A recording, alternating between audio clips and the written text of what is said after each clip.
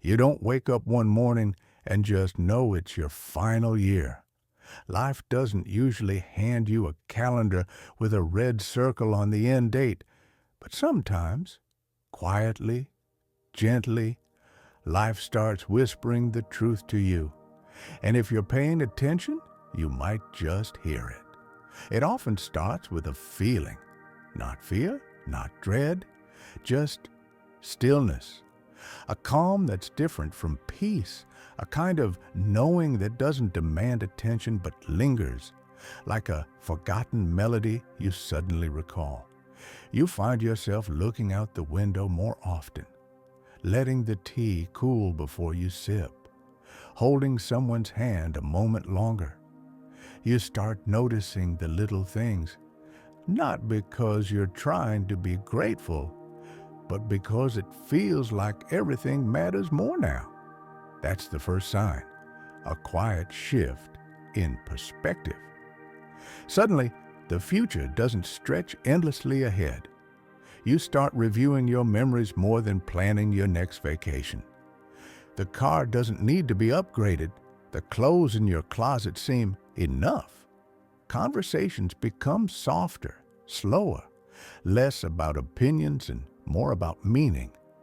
You want to tell people what they meant to you. You want to let things go. But here's what's important. This isn't giving up. It's not surrender. It's transition. You may find yourself waking up more tired even after a full night's sleep, not just physically, but soul tired. That's not depression. That's your spirit gently pulling back from the world. The body follows the soul's lead more than we realize. And as the soul prepares, the body begins to slow. That doesn't mean your time is near, but it could be a subtle nudge to reflect, to ask the real questions. Am I at peace with my life? Is there someone I need to forgive? Is there something I need to say? The final year doesn't always begin with a diagnosis. Sometimes it begins with a whisper, a moment of clarity at the kitchen sink, a deep breath before answering the phone, a tear you can't explain while watching an old movie. These things don't scream. They just quietly change your rhythm. And it's in those rhythms that life often signals what words cannot. By noticing these moments, not fearing them, you give yourself a beautiful gift. The chance to prepare, not panic. The chance to make the most of what remains, whether it's 1 year or many more. So if any of this feels familiar, don't rush to conclusions. But don't ignore it either. You're being invited, not pushed, into reflection. And that's not morbid. That's sacred. There's a strange moment when you realize you're no longer chasing time. You're observing it, watching how it moves through other people, how birthdays come and go for your grandchildren faster than you can believe, how the seasons seem to change without waiting for your permission. And somewhere in that quiet observation, another sign may reveal itself, a loosening of worldly attachments. It's not that you stop caring, it's that you stop clinging. The things that once defined you, your career, your reputation, even your possessions, begin to feel like clothes you've outgrown. You may catch yourself thinking, I don't need all this anymore. You begin giving things away, not because you're preparing to go, but because you're finally ready to hold lighter. You want your favorite vase to go to your daughter. You want your old books to have a home. You want someone to enjoy the piano, not just dust it off once a year. This is not about loss, it's about release. Some may mistake it for forgetfulness or detachment, but in truth, it's clarity. You see the world differently, not dimly. Priorities reorder themselves with a kind of sacred elegance. What used to feel urgent replying to emails, paying a bill the second it arrives, being right in a debate, loses its pull. And what takes its place? Conversations, stillness, connection. You may even find that relationships evolve in surprising ways. Someone you once held a grudge against suddenly seems human. You no longer feel the same fire in old arguments. You realize that keeping score has only kept you from peace. And without even meaning to, you begin making space for forgiveness, not as a moral duty, but as a form of lightness. You may not even tell the person, but your heart shifts, and that's enough. The second quiet signal of a final season is this: you let go, but you feel fuller, not emptier. You may also notice that time with people begins to take on a different tone. You savor it more. Conversations feel more layered, more precious. You find yourself talking less about weather and more about memories, less about the news and more about what matters. You begin to share your life lessons, not to preach, but to offer, as if deep down you want to pass something on before you go. Not wealth, not status, but wisdom. This is what legacy really is, and you may not even realize you're building one. Some older adults experience this change without fully understanding it. They say things like, "I just want to clean the house a bit, get my affairs in order, make sure the documents are where they should be." Others may start writing letters, sometimes never sent, just to unburden their hearts. These are not signs of giving up, they are signs of making peace. If you feel this urge to get things in order, listen to it. It's not something to fear, it's your deeper self, the wiser part of you, recognizing the value of closure, not the dramatic kind, but the kind that lets you exhale a little more freely each day. Of course, not everyone who tidies their affairs or gives away belongings is in their last year. Many people simply reach a point where they're ready to simplify. But if this change comes with that inner stillness, if it feels like completion, not convenience, it's worth honoring. And here's the beauty of it all. These moments don't just prepare you, they transform you. They invite grace into your days. They allow you to become lighter, even as your body grows heavier. They offer freedom, not through denial, but through deep acceptance. Letting go isn't a loss. It's a return to the self, to what matters, to the truth that we never really owned anything anyway. We were just stewards of borrowed time. So when you find yourself loosening your grip, don't tighten your fist in fear. Open your palm a little wider. There's more peace waiting there than you ever thought possible. As the body ages, it speaks more plainly. Its signals are no longer subtle, and one of the most visible and often misunderstood signs of the final year is a deep systemic fatigue that doesn't go away. This isn't the usual tiredness that follows a busy day or poor sleep. It's a heaviness that lingers in the bones, even after rest. A sense that your energy has a new ceiling, lower, quieter, and far more demanding of your attention.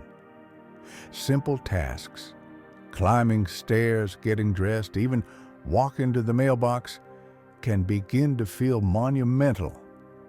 You might chalk it up to aging, but this shift feels different.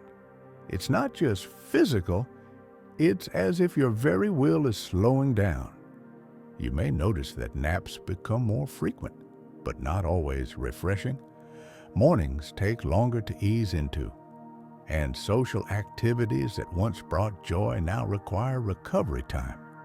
You start saying no, not because you don't care, but because something in you is urging stillness. Some call it slowing down. Others quietly wonder, is my body telling me something? In many cases, yes, it is. The body, remarkably loyal to the soul, begins preparing in its own way. Appetite may change, not due to illness or depression, but because the body no longer needs or wants what it once did. You may start to prefer lighter meals, skip breakfast, or leave more food on your plate without thinking about it. Sleep patterns shift too. Nights may feel longer. You might wake often, not from discomfort, but from a strange awareness, like your body is gradually detaching from time's regular rhythms. Doctors might not find anything specific, and lab results may come back normal. But you know something is different. Your body isn't malfunctioning, it's transitioning. The lights aren't turning off, they're dimming, slowly and thoughtfully. Another sign: emotional distance from the noise of life. You might stop keeping up with the news, or you may find that once vibrant conversations now feel like background static. It's not disinterest, it's reprioritization. You're tuning in to something deeper and tuning out of what no longer feels necessary. This emotional quietude may cause others to worry. They'll ask, "Are you okay?" And you may not know how to answer, because how do you explain a shift that isn't about illness, but about readiness? And yet, there's often something else happening beneath all of this, a kind of inner clarity. Memories surface with more frequency, not just random flashbacks, but specific moments, childhood joys, teenage embarrassments, the exact way your mother stirred her coffee. You may remember things long forgotten, faces, voices, scents. This isn't your mind failing, it's your soul cataloging, revisiting the archive before the final chapter is closed. Many describe this phase as deeply emotional, not sad but tender, a time of reflection, even gratitude. You may find yourself crying more easily, not from sorrow, but because everything feels more vivid, more alive. A bird at the window, a grandchild's laugh, the creak of the same floorboard you've stepped on for 40 years. These are echoes of meaning, and they intensify near the end. What's especially profound about this phase is the inner permission it grants you. You may have spent decades pushing through pain, ignoring signs, forcing yourself to keep up. But now, for the first time, it's okay to say, "I need to rest." And more than that, it feels right. There's no longer shame in slowing down, no guilt in canceling plans, no rush to do what doesn't bring joy. You find value in just being. Sitting in silence becomes healing, not boring. Time alone is no longer isolation, it's preparation. That deep fatigue, when not caused by illness, can be seen as the body's gentle way of realigning with the soul. It's not shutting down, it's recalibrating, preparing to move toward something quieter, deeper, more sacred. So if you're feeling this persistent weariness, not just physically, but emotionally and spiritually, know that you're not broken. You're not lazy. You're not depressed. You're tuning in to yourself, to your timeline, to what truly matters now. And in doing so, you're stepping gracefully into the most honest version of life there is. One that knows the value of every breath, every glance, every pause. You don't need to fear this stage. You just need to honor it. As the horizon of life begins to draw closer, something subtle yet profound often begins to occur. A shift in your emotional center that doesn't arrive all at once. It sneaks in through the quiet moments. At first, it may seem like ordinary aging, but with time, it becomes clear. You're no longer living in the world the same way. You are beginning to observe it. This isn't detachment from depression or isolation. It's deeper, gentler, more sacred. It's the sense that your soul is slowly stepping back, not out of fear, but out of readiness. You may find yourself watching family members laugh around the dinner table, fully present, yet somehow apart. Not excluded, just quietly aware that something in you has softened, stepped back, and now lingers in stillness. It's as though the volume of life has been turned down a few notches, and the small, quiet things have taken on a louder meaning. This is not a retreat, it's a reorientation. You feel less drawn to headlines and more drawn to memories. You stop reaching for the next achievement and start looking back at the steps that brought you here. You feel less urgency to shape the world and more desire to understand your place within it. This gentle pull toward reflection can be confusing to others. Family members might worry you're pulling away. They may misread your silences, but they're not signs of sadness. They're signs of synthesis, the final stitching together of your life story. You're not disconnecting, you're completing. For some, this shift brings a strong desire to reconcile unfinished business, not out of panic, but from a deep desire for peace. You may feel an urge to call someone from long ago, not to rehash the past, but to quietly close a chapter. Or perhaps you finally write that letter long unsent, because now the words come from compassion, not conflict. This impulse to resolve old wounds, mend fences, and express love isn't always dramatic. It can be as simple as looking at someone and saying, "Thank you," or holding a hand longer than usual, or leaving behind something personal with someone who will understand. And then there's the dreams. So many nearing life's final year report vivid, sometimes surreal dreams. People who've long passed come to visit, not haunting, but comforting. You may see your parents, a sibling, an old friend, sitting calmly beside you, smiling. The dreams don't explain themselves. They don't need to. They're not predictions. They're invitations. From your subconscious, yes, but maybe from somewhere else too. You might also begin to feel time differently. Days no longer feel separate. Morning and evening blur. You stop checking the clock. Weeks pass without notice, and this doesn't trouble you. It feels natural, as if you're slowly exiting the demands of the calendar and entering a more fluid space of being. Even physical sensations change. You may find yourself enjoying simpler comforts, soft blankets, familiar music, gentle light. Loud noises bother you more. Crowds feel overwhelming, and you may seek smaller spaces, closer connections, and fewer interruptions, not because you are fragile, but because your threshold for the unimportant has vanished. And beneath it all, there's a feeling that is hard to describe but impossible to ignore, a sense of completion.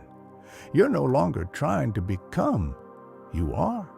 No longer fighting to be seen, you've been seen. No longer afraid of silence, it is now your companion. This emotional detachment is not a detour, it's part of the path. It is your spirit doing its final inventory, one drawer at a time.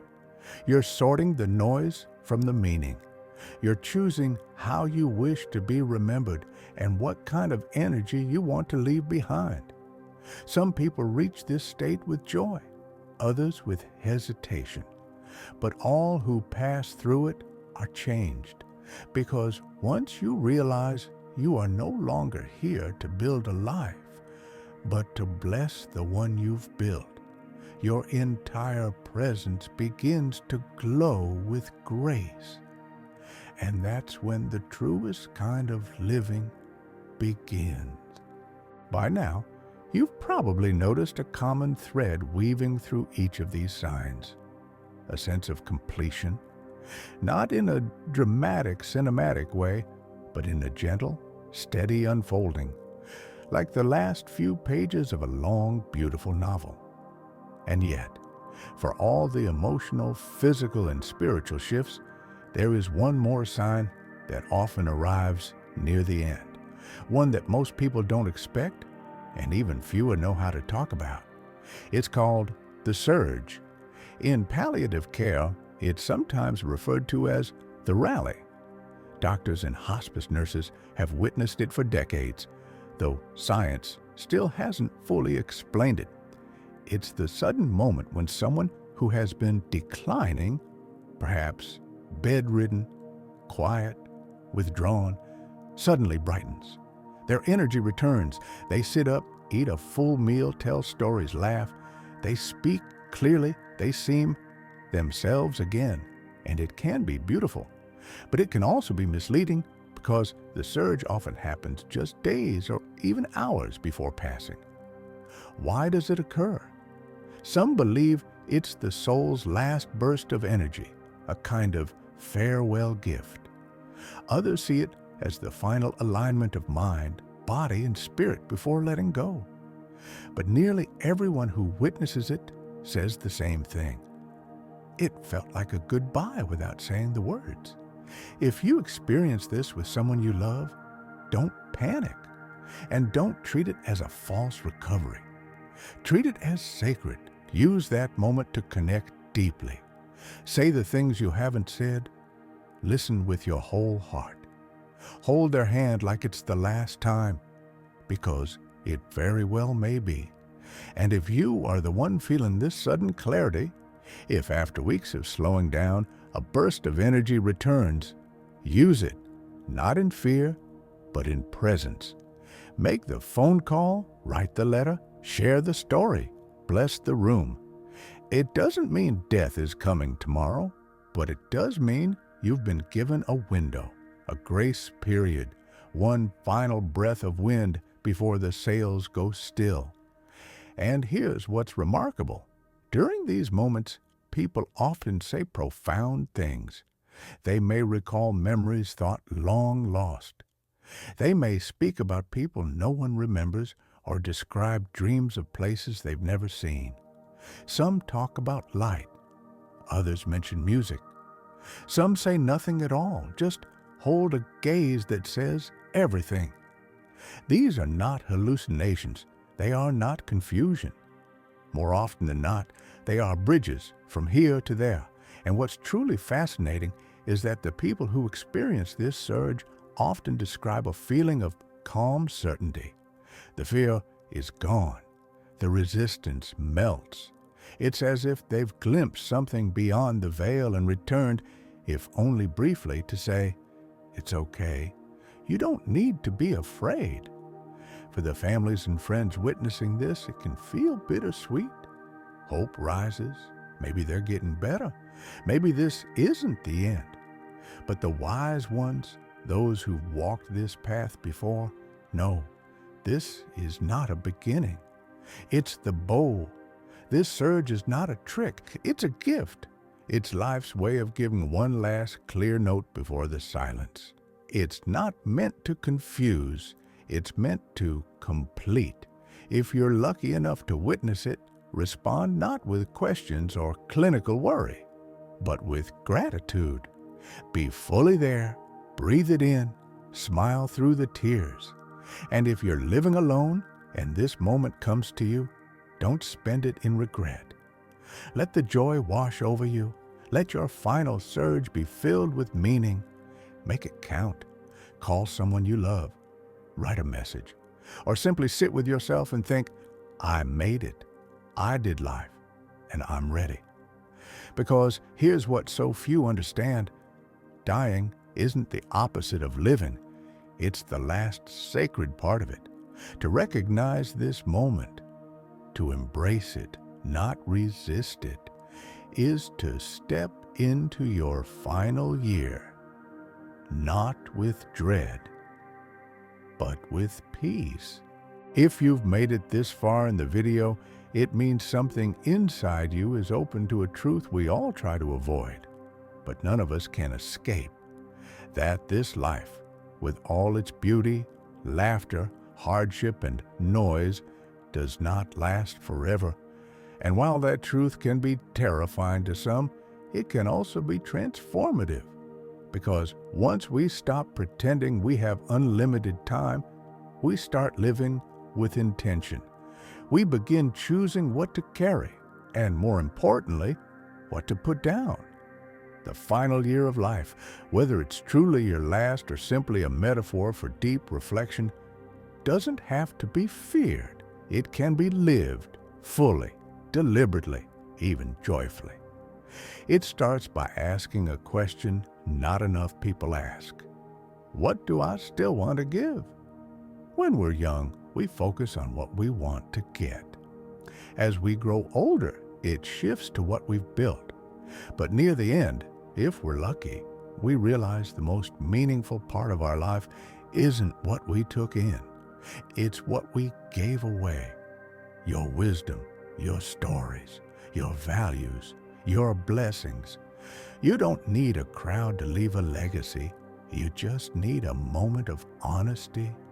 You can write a letter to your children, not about money, but about the lessons you learned too late, or the love you never stopped feeling. You can record a video message for your grandchildren, telling them what kind of people they should try to become. Not rich, but kind. Not famous, but faithful. Not successful, but honest. You can sit quietly with someone you love and say, I forgive you, or I'm proud of you, or I'll always be with you. You can create a living will, organize your affairs, and make peace with what you leave behind. Because that isn't morbid, it's merciful. It's a final act of love. And if your body is still strong, if you suspect you have more time than you thought, then let this reflection be a gift, not a warning. Use it. Call your sister. Visit your oldest friend. Make amends with someone you haven't spoken to in years.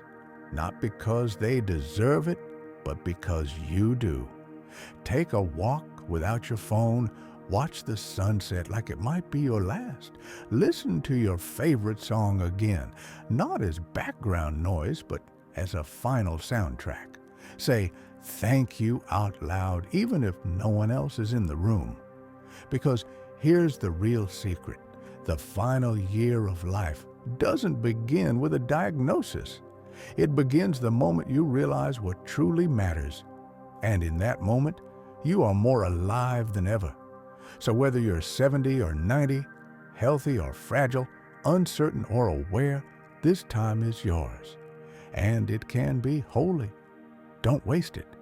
If this is your final year, may it be full of grace, presence, and love. And if it's not, if you still have years ahead, live as if it were. Because nothing brings clarity like the courage to look at the end and say, I'm not afraid of you. I'm ready to live. And that's the call to action. Live now while you can. Say what needs to be said. Forgive what needs to be forgiven.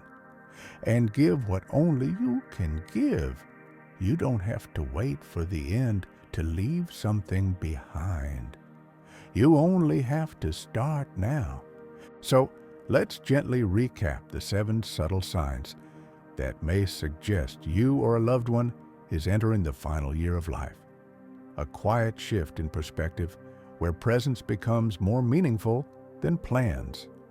A natural loosening of attachments, physical, emotional, and material. Deep, persistent fatigue that reflects more than just aging. It reflects the soul slowing down. Emotional detachment, not disconnection, but graceful completion. A vivid return of old memories, dreams, and a new softness towards reflection.